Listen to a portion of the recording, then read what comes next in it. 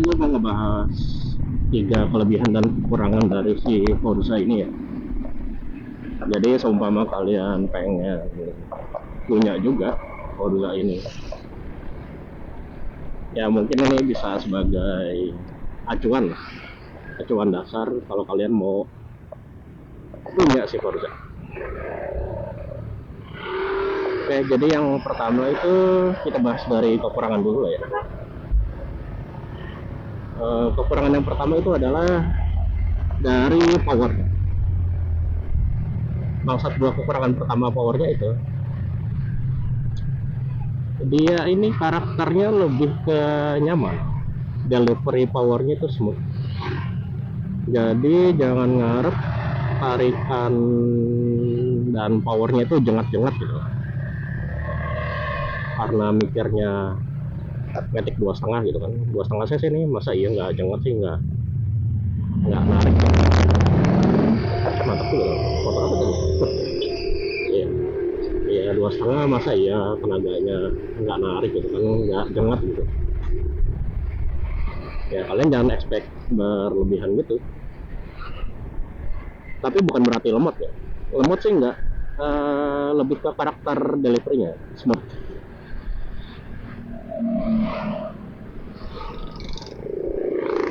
Dan jujur sih waktu itu pas gue pertama ambil ini nih, pertama kali gue ngambil dari dealer itu emang powernya itu gimana ya, mulai kerasa di tengah ke atas, dia baru mulai narik gitu kan. Jadi dari bawah ke tengah itu dia terasa kurang yang gue rasain. Nah itu kenapa akhirnya gue udah pakai paket kirian. Jadi si Forza gue ini sebenarnya udah nggak standar, udah gue pakai paket kirian dari Taiwan sih ya, kalau nggak salah ya, paket kiriannya itu. Nah setelah gue pakai kirian sekarang tuh baru lebih enak loh, dari tarikan bawah ke tengahnya. Dan kalau pas lagi boncengan juga jadi lebih enak stop and go-nya. Soalnya jujur sih, pas stop and go lagi boncengan itu ya terasa agak mana ya, agak kurang lah powernya itu. Jadi gitu sih. Jadi kalian jangan harap power jelas ya, karena dia lebih ke karakternya mah.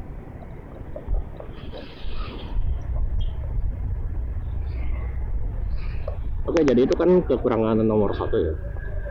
Sekarang kita lanjut ke kekurangan nomor 2. Kekurangan nomor 2 itu yaitu spare partnya, ampun deh.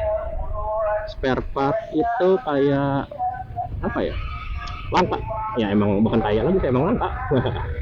Tapi bukan berarti nggak ada ya, ada tapi langka gitu. Maksudnya kalau nggak ada kan benar-benar nggak ada tuh, nyari dimanapun gitu. Nah kalau ini tuh masih bisa ditemuin di toko hijau, toko oranye masih lah. Dan gue biasanya kalau udah spare part yang emang beneran spesifik gitu, biasanya gue nyarinya by kode parts number. Dan kode parts number tuh bisa ditemuin di buku manual. Kalau nggak di Google biasanya ada tuh PDF manualnya tuh. Itu isinya list semua parts numbernya di situ. Jadi kayak pas kemarin itu seal apa, seal karet di kirian gitu, ada yang udah ada longgar apa kurang oke gitu. Nah itu gue biasanya tinggal ketik parts numbernya di Google apa di toko hijau, toko oranye, nanti biasa muncul kayak gitu. Jadi kita harus manfaatin banget buku manual parts number ya.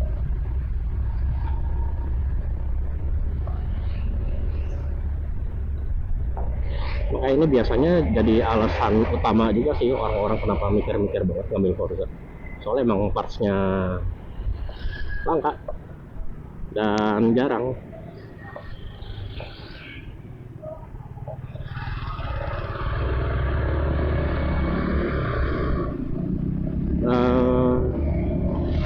kemarin itu gue awal-awal itu gue mesen partisi yang buat di bagasi itu.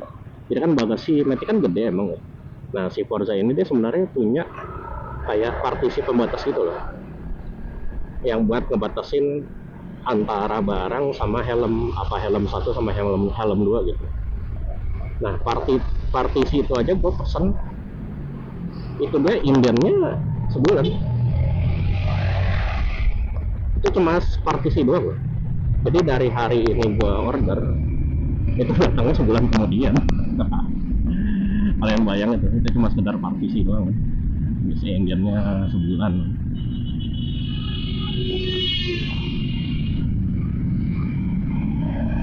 Jadi ya nggak disarankan buat orang yang nggak sabaran kalau punya Forza, nggak sabaran berburu ada pas nomornya, ya berburu nyari sponsor.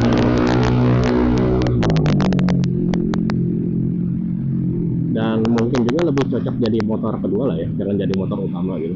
Takutnya kita lagi mau pakai terus ya emang lagi perlu diservis dulu gitu kan, ada parts yang perlu diganti, jadinya malah nggak punya kendaraan motor gitu. Jadi mending ini jadi motor kedua lah minimal.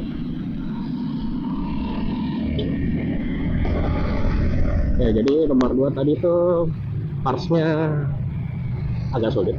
Nah sekarang kekurangan yang nomor 3 itu adalah dia agak boros dibanding pemain sekelasnya yang lain.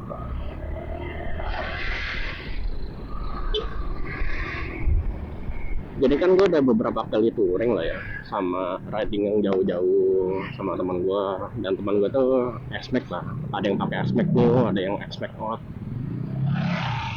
Nah si Forza ini selalu jadi yang paling boros di antara X-Max itu. Jadi ada teman gue yang udah X-Max udah 300 cc, udah yang up cc, itu justru dia malah jadi lebih irit setelah naik up cc 300 cc. Terus ada juga teman gue satu lagi, dia X-Max Out, itu kisaran perbandingannya dia bisa 138 lah ya. Nah kalau Forza gue paling dapatnya pas lagi touring nih, dapat 133. Dia tuh bisa lebih boros 5 sampai 6 kalau lagi touring. Nah sedangkan kalau buat harian siap-siap aja 127 konsumsinya, kalau nggak ada 126 gitu. Kalau sering banget karena macet bisa 125.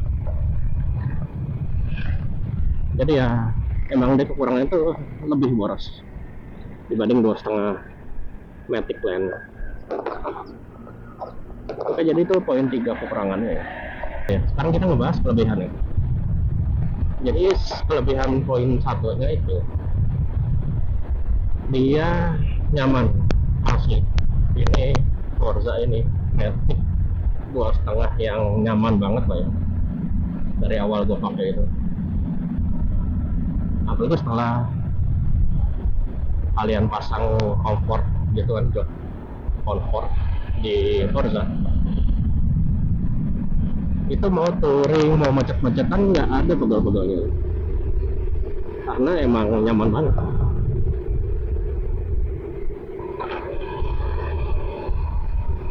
Dan nyaman itu dalam artian posisi duduk, power delivery, karena dia smooth power delivery-nya. Dan suspensi, kalau ngomong suspensi ya sebenarnya suspensi orinya juga agak kurang ya. Tapi setelah gue ganti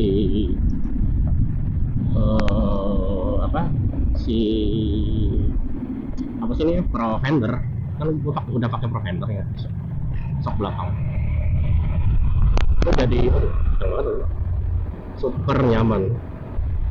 Bukan berarti sebelum pakai Pro Fender nggak nyaman, tapi ini jauh lebih nyaman lagi gitu.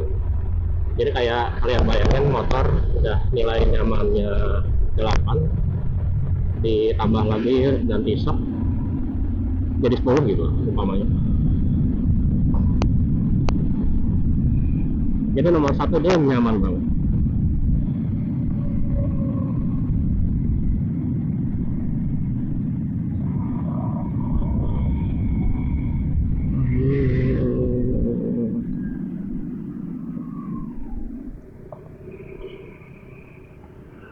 Nomor satu tuh kelebihannya memang nyaman banget sih. Terus nomor dua, kelebihan nomor dua itu adalah dia itu spesial. Maksudnya spesial nih artinya ya jarang yang pakai di jalan. Itu artinya ya emang gak ada yang nyamain gitu di jalan. Kayak lebih apa ya, merasa istimewa gitu. Soalnya ya gue pribadi juga hampir nggak pernah ngeliat yang pakai Forza di jalan selain gue gitu. Itu kayak kita punya motor yang emang orang lain benar-benar gak ada yang nyamain gitu, sangat-sangat jarang dan langka.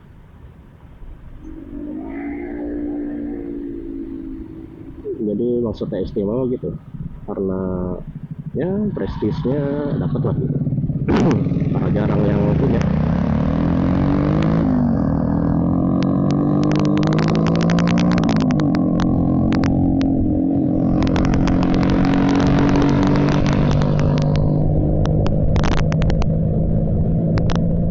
Jadi itu kelebihan nomor dua. Istimewanya dapat. Dan kelebihan nomor tiga itu yang terakhir adalah build quality-nya. Build quality-nya asli nggak main-main. Jadi pas terakhir servis itu kan sempat dibongkar lumayan lah ya motornya, dan itu kelihatan tuh rangka-rangkanya, alas-alasannya semua. Nah jadi ini motor udah mau 5 tahun tapi ya masih kokoh banget gitu loh build quality-nya gitu. nggak ada tuh rangka-rangka apa, rangka-rangka karatan, apa kropos gitu, nggak ada deh. Karena apa? Karena ini Honda Thailand. Balik lagi, ini karena CBU. Karena itu juga alasannya kenapa dia mahal. Karena dia CBU Thailand. Jadi kalian nggak perlu ragu lah, biarpun beli Forza Second itu build quality-nya tetap terjamin banget, pakai banget loh dia.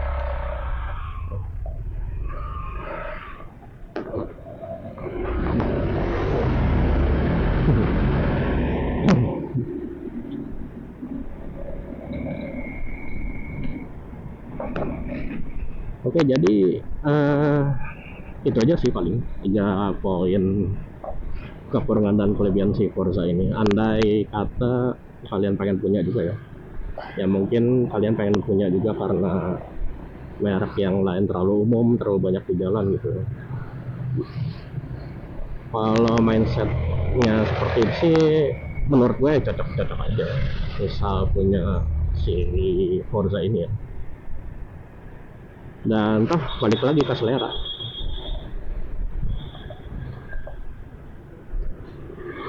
Kalau emang suka ya kenapa enggak gitu kan.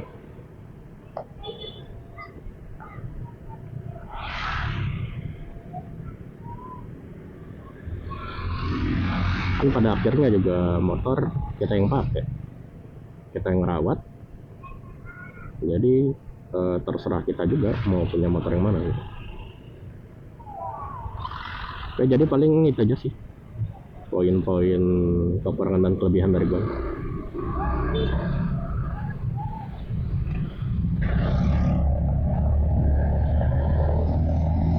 Oke, jadi see you.